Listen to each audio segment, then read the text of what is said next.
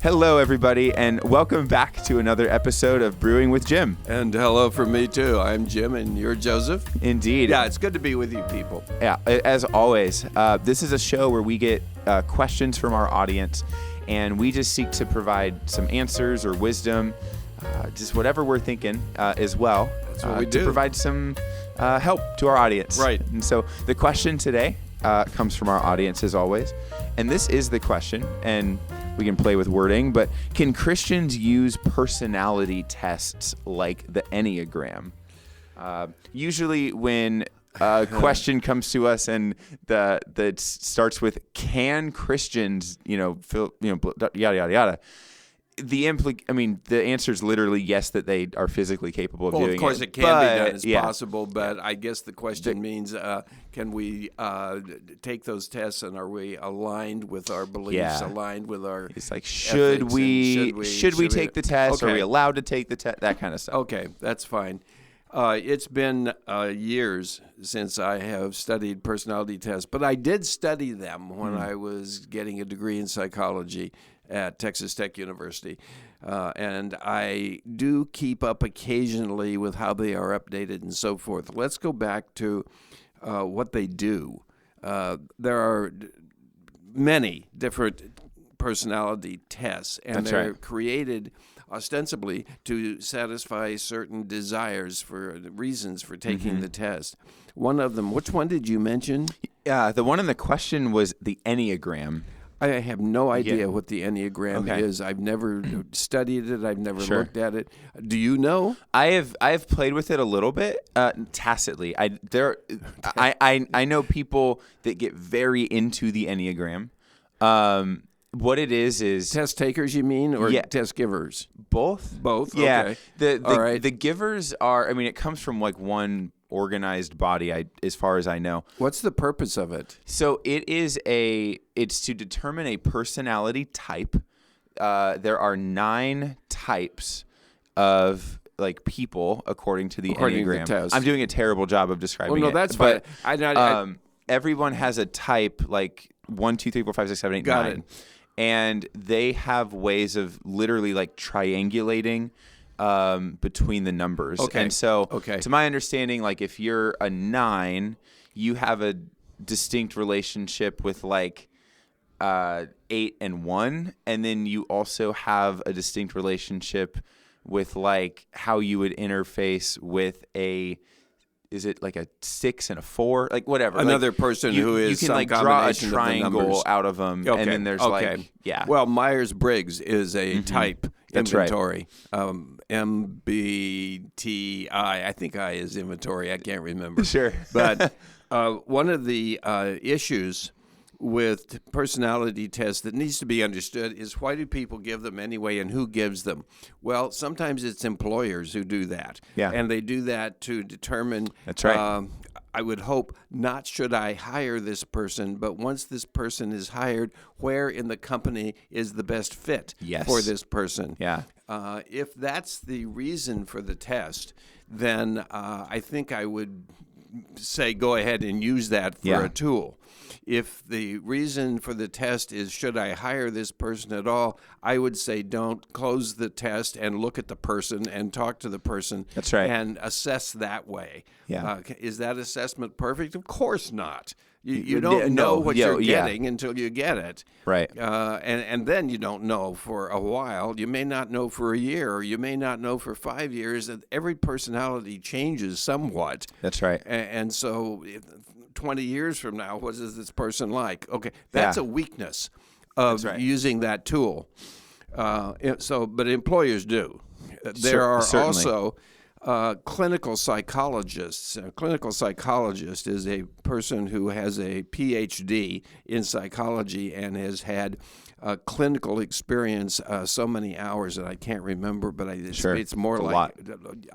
It's more like 8,000 supervised hours of clinical assessment, analysis, providing psychotherapy, and so forth. Okay. It's an insane There are amount. times when the clinical psychologist will give a personality test. I was in counseling at one time. I thought it would be best for me, and so did everybody who'd ever met me. Thought it would be good for me to go. And I took a test called the Minnesota Multiphasic Personality Inventory, the MMPI. Yeah. The MMPI has an unbelievable number of questions. I can't remember exactly how many, but it's close to 512, I think. That's the goodness. number. Email me and correct me if you know better. I don't remember clearly. brewingwithjim@gmail.com. Yes, thank you.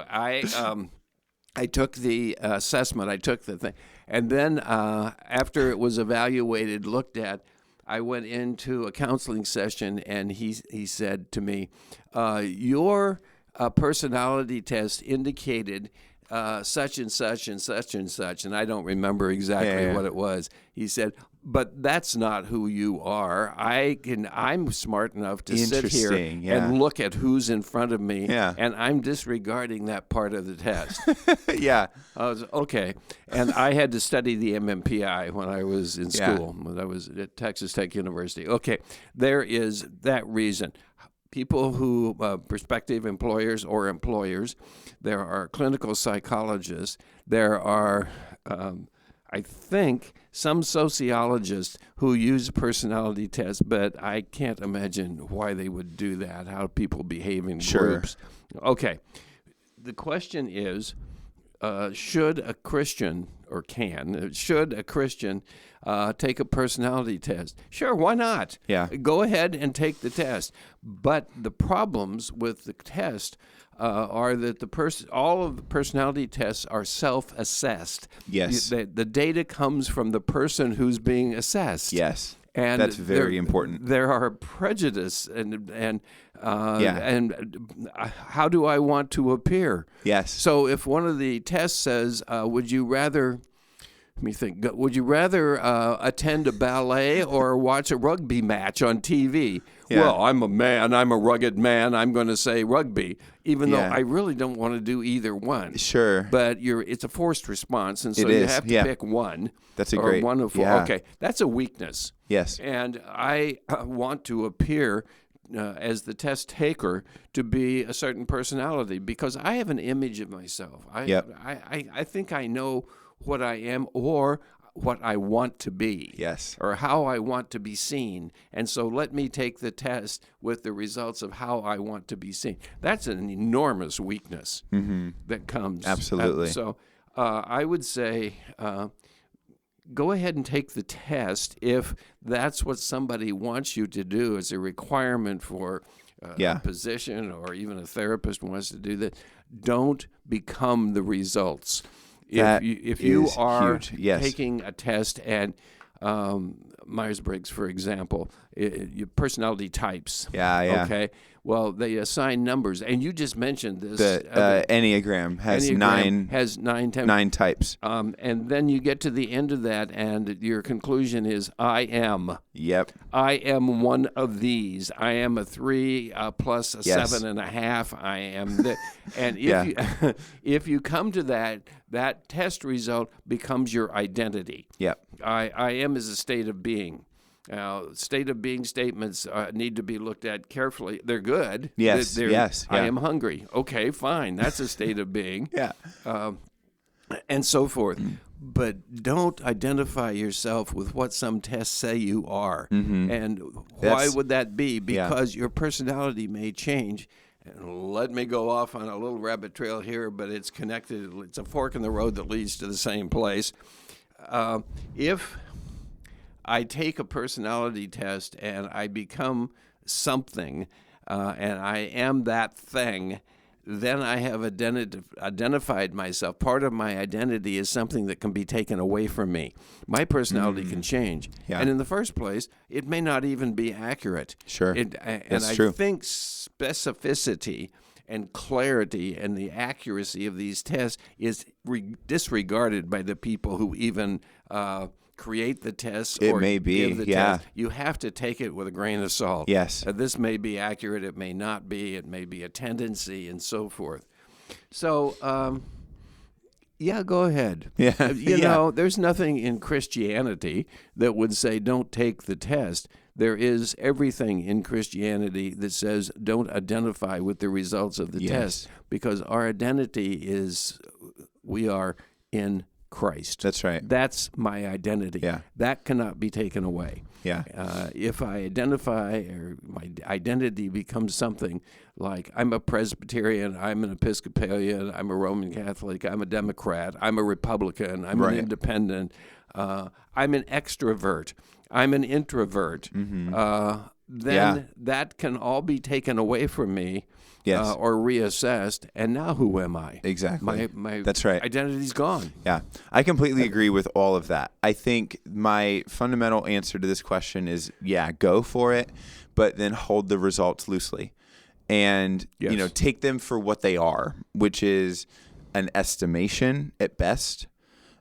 One that, like you said, is colored by bias in terms of your own answers. Yes. And in many cases, at least even in my experience, like the results may not be reliable in the sense that I have taken the same personality tests multiple times, even like back to back, and gotten different results. Yes. So there's something to be said about the results not being accurate to begin with, because these tests have to be so broad and they have to cover so many different kinds of people, and they got to provide an answer to everybody in the world, theoretically. And so for you to get a very particular type or code or whatever at the end may not be reliable. I think it'd be a fascinating experiment to just tell people, hey, if you do a personality test, keep doing, do it over and over until you get a repeated result. Maybe that's only 2 times. Or until you get one you like. Or yeah, sure, that's true too. I will speak to some the helpfulness of them, but then I'll also speak to skepticism and stuff like that. The helpfulness comes from, I do think it can be beneficial for people that are genuinely introspective and that want to know more about how they think, how their brain kind of processes information, how they operate. That may lessen the self-bias. But I doubt it's going to get rid of it completely. That's right. When I first discovered the Enneagram, it was probably, I'm totally estimating here, I think I was in college, so it was probably 12 something years ago, plus or minus. And for what it's worth, I've always gotten the same result on the Enneagram. I've always gotten that I'm a type 9. Type 9 is called the peacemaker. It's a person that does not like to challenge people. It's a person that likes to soften relations and smoothen out situations, who doesn't raise their voice, et cetera, et cetera, et cetera. And that feels largely true for me.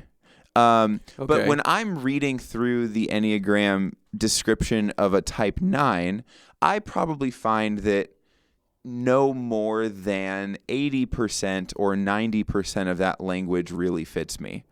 It's a higher percentage than any other type, but it's still not perfect. It's not a clear picture. 1-to-1, right? It may be a silhouette, but it's not a photograph. Exactly. Where this has been helpful for me, though, and I'm thinking, at this point, I'm just talking specifically about the Enneagram. I have not dived deep enough into other personality types to have gotten a result that I have been able to dive into as much as I have with the Enneagram. The thing that's been helpful with the Enneagram is that it does propose, okay, what is your primary sort of fear in life? What is your primary, messing up the words for it. Anyway, one of the things that's really cool about it is it talks about with each other type, the other 8 types, okay, what would be your relationship with them? So if you are interacting, if me as a 9 is interacting with an 8, this is what that dynamic is going to look like. And here is how you can get on each other's nerves, and here is how you can support each other. And you get that for 8 different, or actually 9, because you could interact with another one of the same type. Anyway, that has been helpful for me. that was really helpful actually in a relationship that I was in. We both plugged in our Enneagrams and we looked at the relationship, kind of the stack between the two types. And it was like, we did find that actually quite eerily accurate, and we can kind of work off of that from there.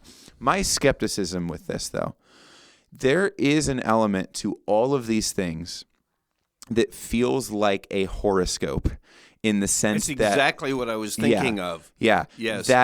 And we can both speak to this, but it's the idea of a horoscope is something that is written very vaguely, very generally, and our brain, with a desire to be known or a desire to figure ourselves out, or a desire to have some of those characteristics that are attractive to us. That's true too.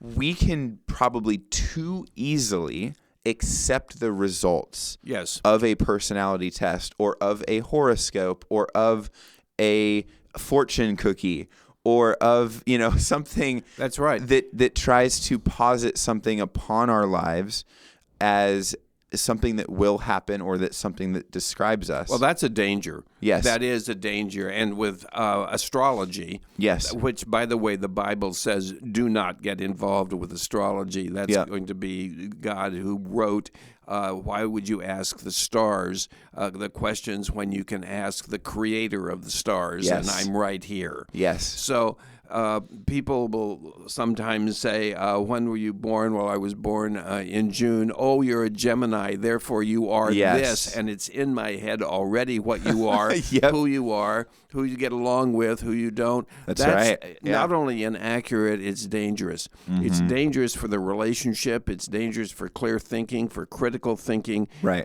It's to be avoided. Do personality tests that they touch that occasionally, and that needs to be seen. Yes. Now, there are a group of tests that are to find out what your desire is for a certain thing. They're called the Cooter Preference Test. The Cooter Preference Test, I've taken that test years ago. It will ask you, do you prefer to do play golf, or do you prefer to play baseball? Well, I have a preference. And so I would write down I would color in the bubble on what my preference is. The whole assessment is to determine what your preference is, to maybe assist in picking what college major should I have, what career should I follow. But this is referencing other podcasts we've done, other episodes. This is your calling. Yeah. It's actually what has God made you and given you the aptitude and the desire to be and to do. That's right. Now, it's not who you are. It's what you have been gifted to do in a relationship with Christ and in His world and in ministry with other people and so forth. Absolutely. That is biblical, and that is something that should be pursued. Well, the Cooter series, they have several. The Cooter preference for college majors and for employment and for all these, I think, are potentially helpful, more helpful than a personality test from my view. Sure. That would be an assessment that might be helpful. I would tend to put down more accurate answers, introspective answers, as I view myself, than I would in a personality test, because somebody's going to look at it and I want them to think I am what I want to be. Yes, absolutely. So there's it. There's my thoughts about. I'm sorry, I don't know the one that you talked about so much. That's okay. Enneagram, I'll send it. I want to send it to you to take and for you to take it. Yeah. Yeah. Okay. It doesn't take too long. Yeah. Okay. Yeah. Okay. It would be a fun experiment. You'll look at the results, and our relationship and will I will be over. Completely. Yes, we're done. And I will entirely typecast you as that person. Yes. And no. I already have an idea of what number hereafter you might be, but I don't want to say it for fear of skewing your results. Yeah. Well, I'll skew my own results. Thank you. By the way. Okay. Did we do all right with that one? I think it was fantastic. Okay. Let's bounce to the second segment. Okay. This is the Surprise Jim segment, where you get a question that doesn't have anything to do with the first segment, and it's just something fun. you hate superlatives, but I find that they just make good questions. Oh, So, wait a minute. Wait. From the premise here, I don't hate superlatives. I don't like people asking me, what is your favorite restaurant? Yeah. The superlative. Right. Which one do you like I know. the best? And I know. You know the reason. The I reason know is the reason, I yeah. have to assess every restaurant I've ever been to and then rank them. Yes. I would much rather answer the question, what's a restaurant you enjoy? All right. Okay, go ahead. Let me even on the fly. Yes. All right. Here we go. Adhere to your, On the fly. demands. The question was Joseph. Okay, go back up. Okay. The question was Yes. going to be Yes. what has been your favorite or what is the most beautiful landmark, natural scenery, nature that you've ever seen? I will word this and reword this and say, what is a natural landmark, a part of nature, scenery? Can I do the top 5? Yeah. Okay. Your favorite, but you can mess with it from there. Yeah. Okay. Crater Lake. Yes. Oh my goodness. Crater Lake is one of the most beautiful places I have ever seen. I'm not going to try to describe it right now because you should go. Yes. And you should go there and stand and look at Crater Lake. It's in Oregon. And yeah. I went there. Debbie and I went there. My wife Debbie and I went there. I stood and I just whoa! Oh my goodness!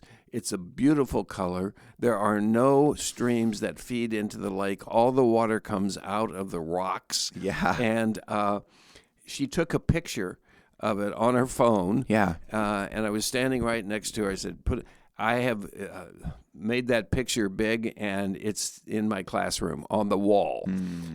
That's probably one of the most beautiful places I have ever seen. I also am awed by mountains. Yeah. People, I don't say mountains are beautiful. They have a beauty, but I am more awed by their majesty, by their size, by their their characteristics. So in the Rocky Mountains, and I have been high in the Rocky Mountains. Yes. It's beautiful. It's beautiful. I've been out on the ocean when I was in the Navy, and out in the Pacific. Once we went for 30 days without seeing another ship and without seeing land. Wow. And it was just the ocean. Beauty, okay, but interest and the waves and the way they change. And then I have seen under a microscope the wings of a butterfly. Oh, man. And that is awe-inspiring. Nice job, Jesus. Yeah. Now, how some people look at all of these beautiful things, this creation, and not see God in them is an amazing thing. Yeah. First of all, the Bible says we can see God in His creation. Yeah. So I enjoy those types of things. Yeah. I also have wondered, why does He make some places so ugly? Sure. You ever been to Modesto? Or did He? No. I did. I was not going to name a geographical place. Fine. Okay. There are some places that are plain and flat and barren. Sure. And I don't know. People see beauty in the desert. Maybe. Sure. Maybe. Yeah. So there you go. I love it. I don't know. What about you? What comes to your mind? The first place to come to mind. So I traveled a lot as a kid. Okay. My family had an RV. I've probably shared this before, but my family had an RV, and pretty much every summer we would drive like across country. So I have a pretty good sense, I think, of our nation's geography. Some standout places. I love the mountains in Washington. Yes. Rainier, St. Helens. Yes. We've been all drive through all there. Grand Tetons in Wyoming. Haven't been there. Really? Haven't. Debbie wants to go. That might actually be my. There's a lake called Jenny Lake that is sort of backdropped by the Grand Tetons. Okay. And that, I think, is my single favorite spot to stand on this planet. It well, is. you and I can go to Crater gorgeous. Lake on Google Maps. Yeah, It's exactly. not going to do it. It doesn't. Not even no, close. It's not going to do it. You have to go there and stand there there for as long as you want to. I don't like going in groups and say, okay, now get back on the bus. We have to go. All right, come on. I can enjoy being in different places. I do not like touring. Yes. And so go there and stand there for as long as you want. Yeah. I have even, quote unquote, visited places in virtual reality. Have you ever had a virtual reality headset on? I have had it on, and I've never turned it on. Yeah. But anyway, you can kind of get the idea, the 360 perspective, but it is still so far. It's such a far cry away from actually being there. You have to go to the Grand Tetons. Okay. I am now. I am prescribing that upon you and Debbie's life. She wants to. I should maybe give her that for Christmas. Yeah, that would be my recommendation. Anyway, let's wrap this thing up. This is super fun. We could talk about geography for a long time. Oh, we could. Which would be fun. But yes. Let's let our audience free though. Central Nebraska. We want to thank our audience as always for listening. Yes, thank you. Thank you for the Sincerely, questions. thank you. And thank you for listening and for your encouragement and support.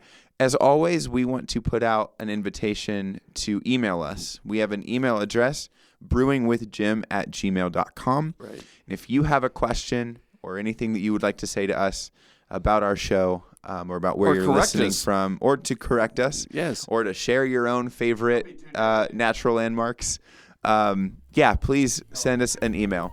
Absolutely. brewingwithjim@gmail.com. Okay, good. Thank you all very much and have a good week. See you. Bye.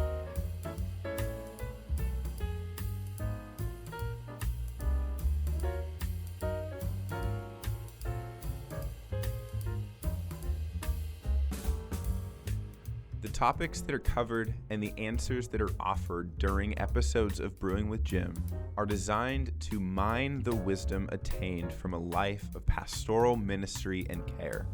They do not constitute professional or clinical training or expertise in the areas of counseling or mental health.